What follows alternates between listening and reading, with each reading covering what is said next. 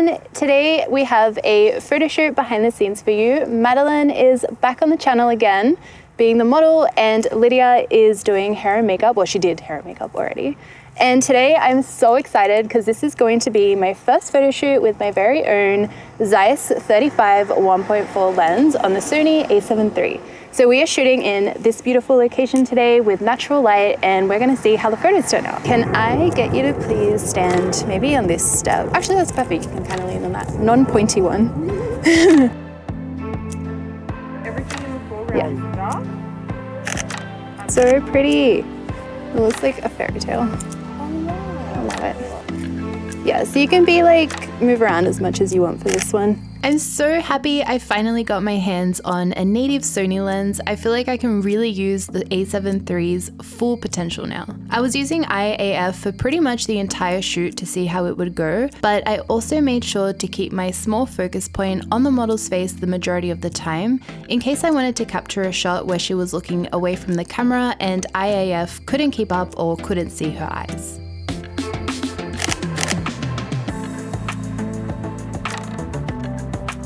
Oh, so pretty. Yeah, cool. When I looked through my photo shoot on the computer, I was so impressed with how many shots were in focus. The in-focus ratio is so great due to the premium Zeiss lens, eye autofocus, face tracking, and the overall autofocus system of the A7 III.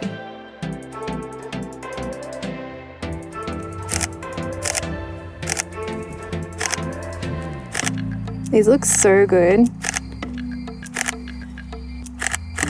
Oh, I like your arms crossed. I'll get like a closer up shot.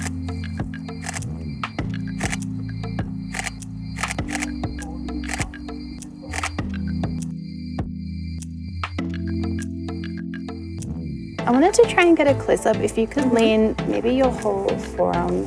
Yeah. Yeah, we'll see what that looks like. Oh yeah, that's nice. Is that really uncomfortable? Or? That's fine. Okay, cool.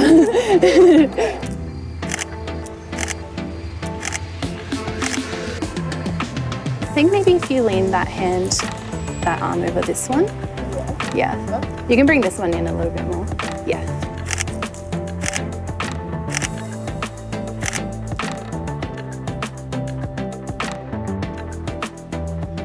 By the way, I edited all these photos with my brand new Mountains Lightroom preset pack. This preset pack was inspired by the free Mountains preset on my digital film photo editing app. There was a huge request from you guys to bring this preset to Lightroom, so I've been working really hard to make that happen. I'll leave the link in the description if you guys are interested in checking it out. And then I might shoot in like this direction. Might need to get you to sit down actually. That's okay. You're very tall.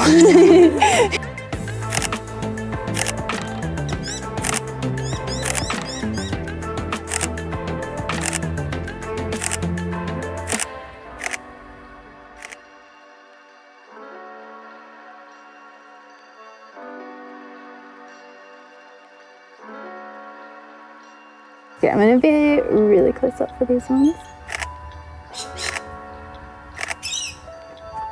I'll get some this way as well.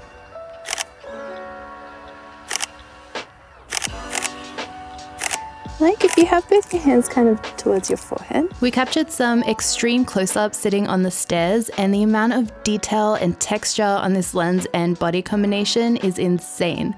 I compared these close-ups to some other close-ups I have on the Canon 5D Mark IV and the Canon 35mm f1.4 Mark II with the same aperture, and the Canon photos just don't compare when it comes to details like this.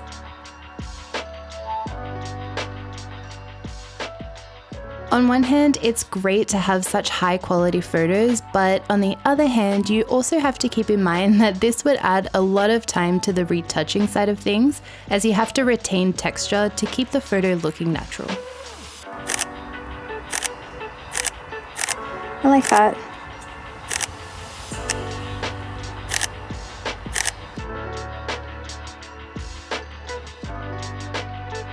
Might get you to stand maybe just here. Go like this stuff. The A7 III had no problems focusing in this backlit situation with a busy background. Again, the vast majority of the shots were sharp. I love the wind up here, it's so nice.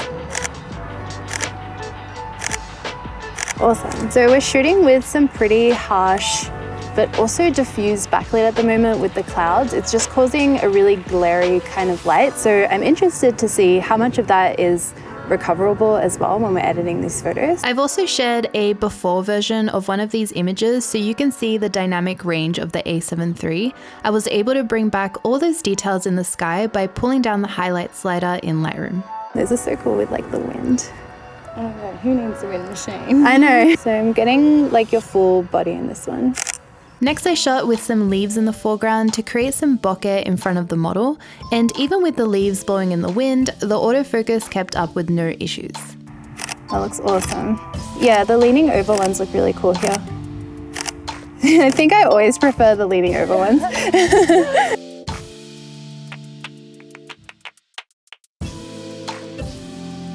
think we'll go over to that side over there. If you kind of had your legs like this, yeah, with like a full body shot. In this grassy spot, we were shooting with some cloud diffused direct light, and I absolutely loved what the Sony skin tones looked straight out of the camera. Again, I've shared a before and after so you can see what it looks like before I applied my mountains preset.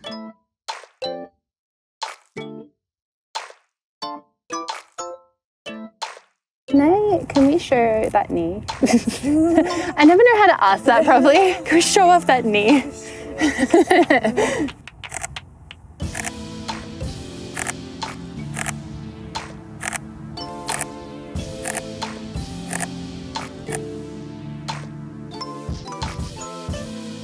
And then I was also wondering, would you mind laying down as well? Oh, it's fine.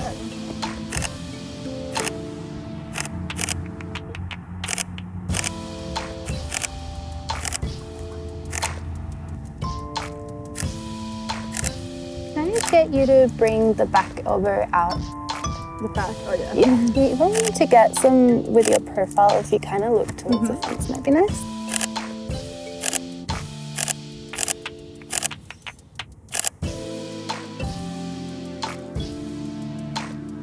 And then for the last thing, I think I wanted to try some kind of movement, like walking shots. So once we're all covered in grass stains, we're gonna do some more full body shots. I think we'll start maybe back there and I'll just like walk backwards and try not to die.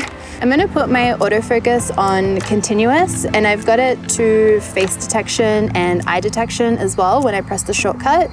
And we're gonna see how these movement shots focus.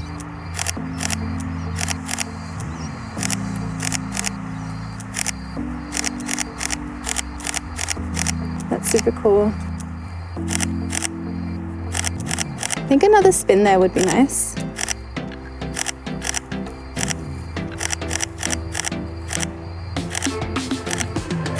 That was really good, I like that. And you can spin around as well, I like those ones. So when I asked Madeline to walk towards the camera, I felt so lazy just holding down the eye autofocus button and barely looking at the screen to shoot because I was making sure I wouldn't trip over. But yet again, pretty much all the shots we took were sharp.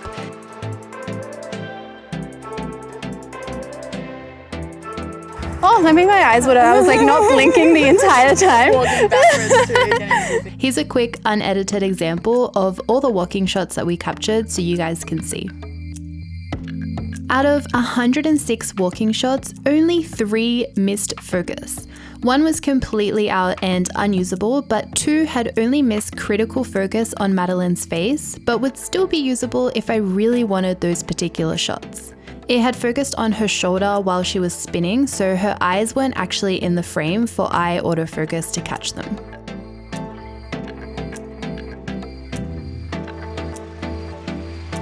Right at the end of our shoot, the sun has finally decided to come out, so I want to see if we can get what kind of lens flare this 35mm has and how it works in golden hour backlit situations. There we go. Yeah, I like that a lot.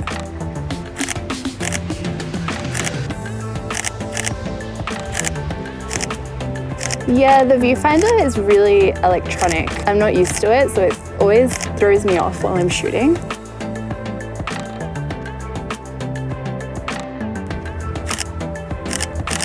Those look so good there. Now I'm getting blinded. You put your, like this part of your arm on here, like you're kind of leaning down on it.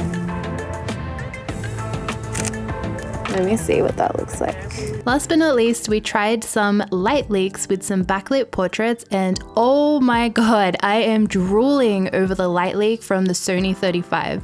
As you can see, instead of the light leak being a sharp flare like the Sony 28 f2 or the Canon 50mm 1.2, this 35 has a soft, blended light leak with no sharp edges, which I think looks so beautiful. This will definitely be a go-to lens and camera for any golden hour shoots for me in the future. Okay, thank you. Wow. Oh, so cool. Oh, that's nice. I couldn't see that properly while I was shooting it, but it turned out good. Pretty. So we just finished shooting on the Sony 35 1.4. I was really happy with the photos. Did you like the photo shoot and the photos and stuff? Yeah, great. Awesome. But yeah, big thank you to Madeline for modeling and Lydia for doing hair and makeup. Again, I'll link them on Instagram if you want to check them out. I would love to know what you guys thought of the photos in the comments below, so please let me know. But otherwise, thank you so much for watching. I make new videos every single Wednesday, so I will see you guys all next time. Bye.